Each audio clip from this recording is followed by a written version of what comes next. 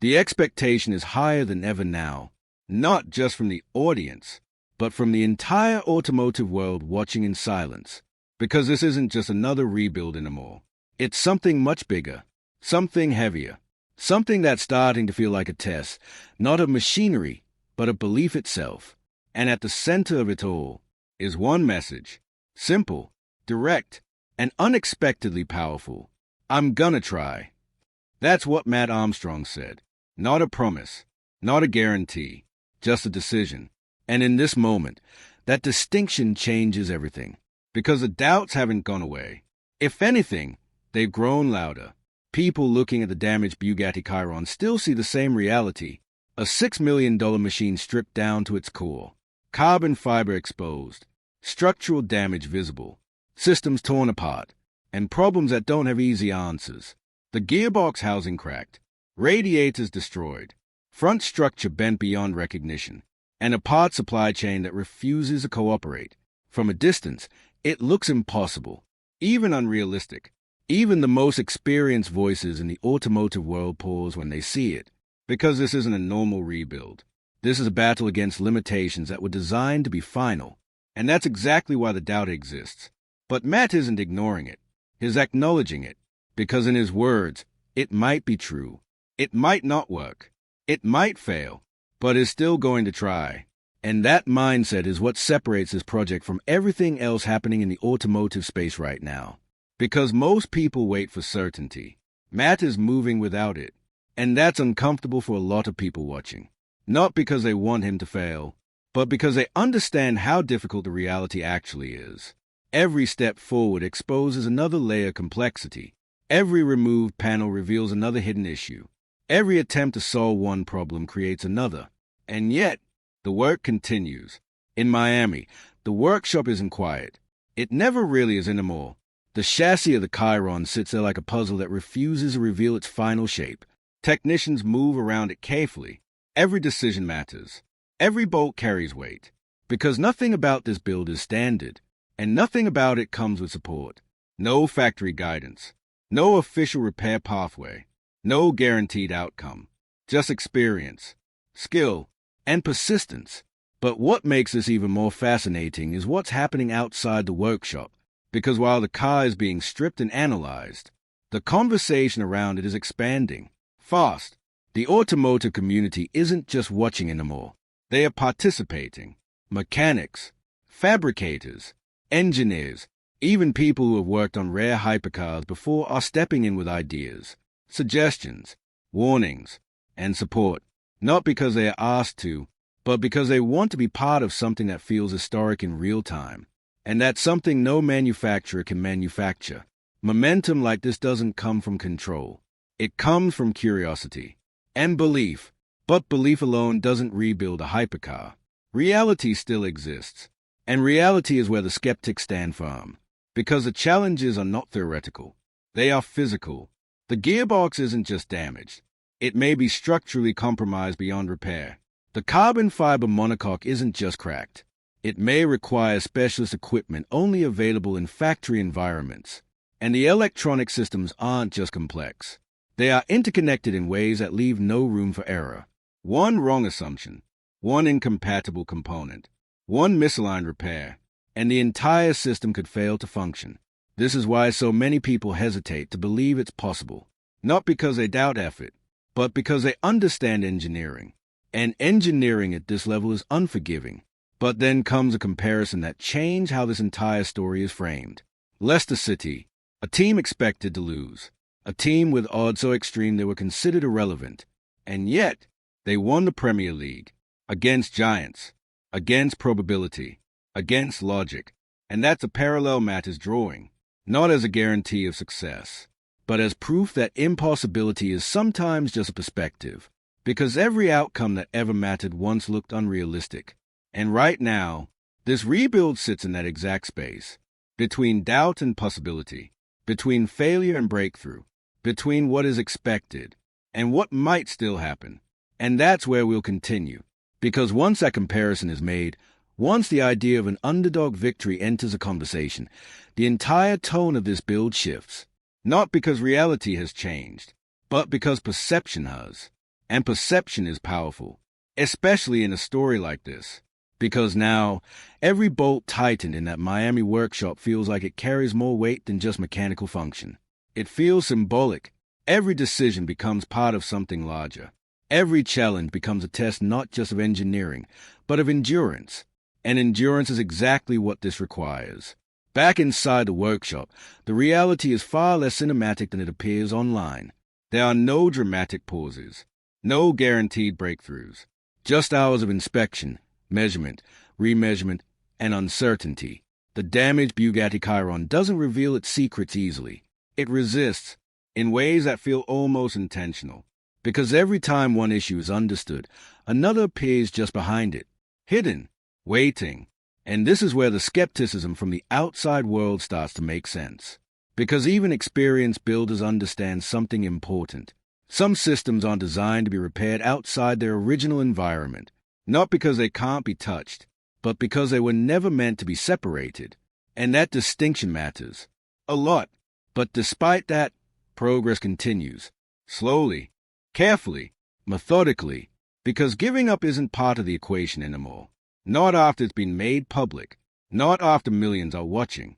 Not after the story has already begun to define itself. And somewhere in the middle of that pressure, a different kind of energy begins to form. Not confidence. Not certainty, but commitment. The kind that doesn't rely on outcomes. The kind that only asks one question. What happens if we keep going? Outside the workshop, the conversation grows louder. Forums, comments, discussions, debates. Some people say it's impossible. Others say it's inevitable. But most are somewhere in between, watching closely, waiting for evidence. Because this is no longer about opinion. It's about outcome, and outcomes take time. Back in Miami, time becomes the most important resource. Not money, not tools, time. Because every delay reveals something new. Every inspection opens another layer of complexity. Every attempt to source a part becomes its own challenge entirely. And the absence of manufacturer support becomes more than an inconvenience. It becomes a defining factor. Because without access to official components from Bugatti, every solution must be created, adapted, or reimagined. There is no catalog to rely on, no guaranteed replacement path, only interpretation. And interpretation at this level carries risk, but also possibility. And that's a paradox sitting at the center of this entire project. What one system restricts, another system attempts to rebuild. And both claim legitimacy. Both claim responsibility. Both claim correctness. But only one outcome will ultimately be seen. Only one version of the story will be validated by reality. And that's what makes the stakes so intense. Because this isn't happening in theory. It's happening in real time. Every decision recorded. Every mistake visible. Every adjustment documented. There is no hidden version of this rebuild. No edited outcome. Just process. And process is where truth lives. Not in claims, not in statements, but in what actually works. And that brings us back to the mindset driving it all. I'm gonna try. Not I will succeed. Not this will work. Just try. And that difference matters more than it seems. Because it removes ego from the equation. It removes false certainty. It removes the pressure of guaranteed success. And replaces it with something more grounded. Action. Step by step, problem by problem, moment by moment. And in a project like this, that might be the only thing that actually works. Because the alternative is stopping. And stopping is no longer on the table. Not for the builder, not for the audience, and not for the story that has already taken shape around it. Even the comparison to Leicester City continues to echo through discussions. Not because it guarantees anything, but because it reframes expectation. It reminds people that probability is not certainty, and that history is full of outcomes that were never supposed to happen, but did, and that idea alone is enough to keep attention locked in. Because now, every update matters. Every small step forward becomes content. Every breakthrough becomes momentum. And every setback becomes another question waiting to be answered. In the workshop, the Chiron sits unchanged in structure, but not in meaning. Because it is no longer just a damaged machine. It is a test case, a reference point, a challenge being lived in public view. And that visibility changes everything. It adds pressure. It adds scrutiny. But it also adds something else. Accountability. Because nothing can be hidden. Nothing can be quietly abandoned. Everything must move forward or stand still in full view. And that is what makes this project unlike most rebuilds that happen behind closed doors. This one is exposed. And exposure creates truth faster than anything else. As the work continues, one thing becomes clear. There is no shortcut through this. No hidden solution waiting to be discovered instantly. Only persistence and problem-solving under pressure. And whether the final outcome is success or failure, that process itself is already making an impact because it is forcing a conversation that extends beyond one car, beyond one builder, beyond one manufacturer. It is raising questions about access, about control, about what ownership actually means in modern hypercars. And those questions are not going away. Not after this. Not after this level of visibility. Not after this level of challenge. So as the rebuild continues in Miami, the world continues watching, not for perfection, but for progress. And somewhere ahead, the next turning point is already waiting. Unseen, uncertain, but inevitable. And when it arrives, everything will shift again. And as the build moves forward, something subtle begins to change. Not in the car itself, not yet, but in the atmosphere around it. Because projects like this don't stay isolated for long. They start to attract attention from places that normally stay quiet. Not just viewers, not just fans, but people who understand what's actually being attempted here at a technical level. Engineers who've worked on high-performance platforms. Specialists who've seen what happens when systems like this fail outside factory conditions. And their interest isn't emotional. It's analytical. Because from a technical standpoint, the Bugatti Chiron is not just a car. It's a tightly integrated system where every component depends on another layer of precision. Suspension geometry tied to chassis rigidity. Cooling systems tied to power output stability. Electronics tied to safety logic that runs across multiple control units. Nothing exists independently. And that's where the challenge deepens. Because in a factory environment, every one of those systems is calibrated with proprietary tools. Tools that don't just measure. They interpret. They align. They validate. But outside that environment, you lose that closed loop. And once that loop is broken, everything becomes interpretation. And interpretation introduces variation. And variation introduces risk. That's the technical reality sitting underneath all the discussion. But reality doesn't always stop ambition. Inside the Miami workshop, progress continues in a way that doesn't look dramatic from the outside. There are no instant breakthroughs, no cinematic discoveries, just methodical work, component by component, system by system, problem by problem. And each problem takes longer than expected, because each one reveals something deeper than the last. A cracked housing is never just a crack. A damaged module is never just a replacement. A misalignment is never just a correction. It's always connected to something else. Something upstream. Something hidden. And that's what makes this rebuild so mentally demanding. Because every answer creates another question. And every solution opens another layer. Meanwhile, outside the workshop, the narrative continues to evolve. People are no longer just watching for entertainment. They are watching to understand. To see if the claims made by Bugatti about repair limitations and safety requirements hold up in a real-world independent environment. And that is where the tension exists, not in emotion, but in validation. Because if the rebuild succeeds, it becomes evidence. If it fails, it becomes reinforcement of the original claim. Either way, something gets proven. And that's why this story carries weight beyond typical automotive content. Because it sits at the intersection of engineering and authority. And authority doesn't like being tested publicly. But testing is exactly what is happening. Not aggressively, not recklessly, but visibly, step by step. And that visibility is what makes it irreversible. Even now, the comparison to Leicester City continues to circulate through discussions. Not as a guarantee of success, but as a reminder of scale. Because scale is what makes this interesting. A small team. A single workshop, a limited set of resources, against one of the most advanced automotive manufacturers in the world. And yet, the gap is not just about money. It's about structure, access, control, and methodology. And those are not always as absolute as they seem, because innovation often comes from the outside, from places not constrained by internal systems, from people who approach problems differently simply because they have to. That necessity is what drives creativity, and creativity is what keeps this project alive. Back in the workshop, decisions are made differently than they would be in a factory setting. There is no predefined solution path, no official repair manual for this level of damage outside manufacturer channels. So every step becomes a decision. Every decision becomes a risk assessment. And every risk must be weighed against time, cost, and feasibility. And that is where experience matters more than anything else. Because experience is what fills the gaps when documentation ends.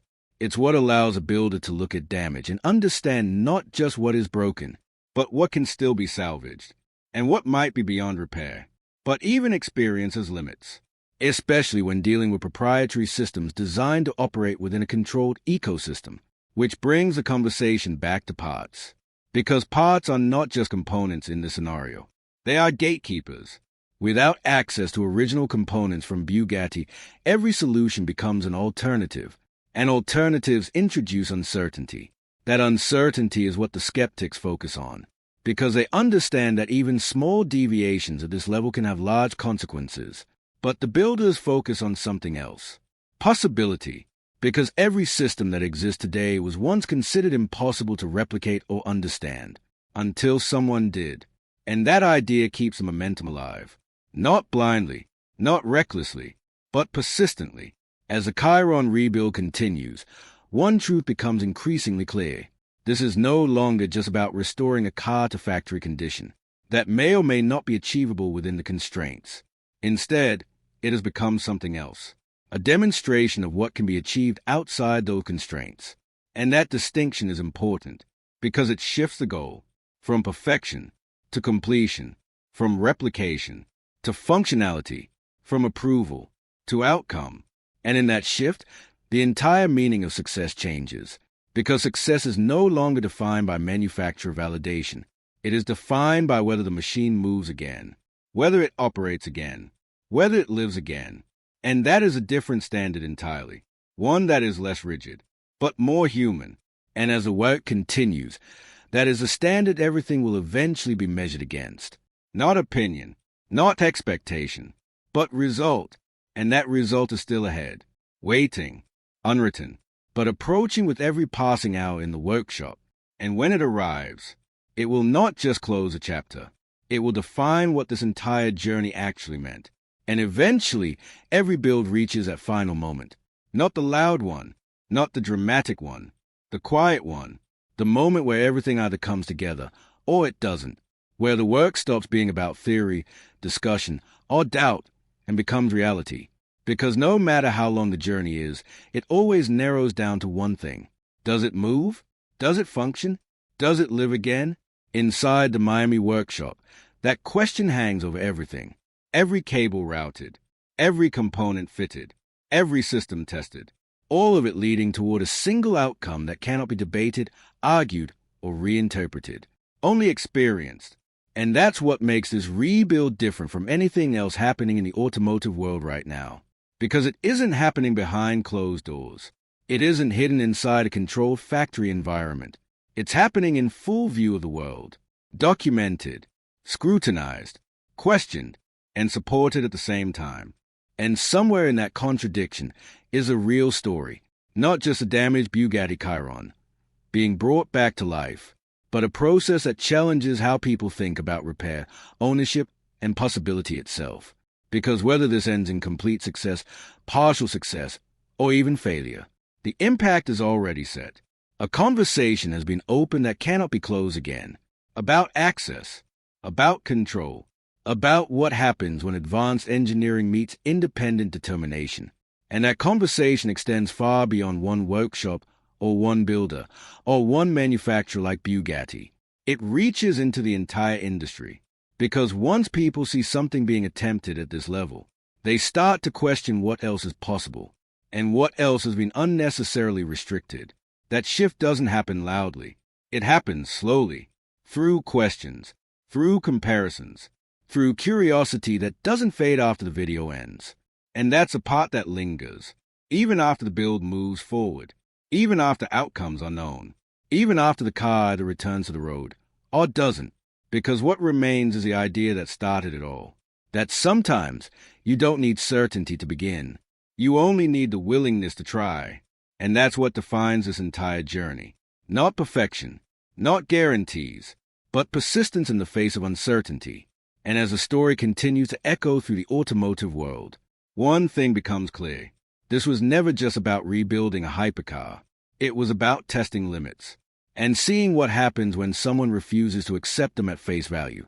Because in the end, the result matters, but the attempt changes everything.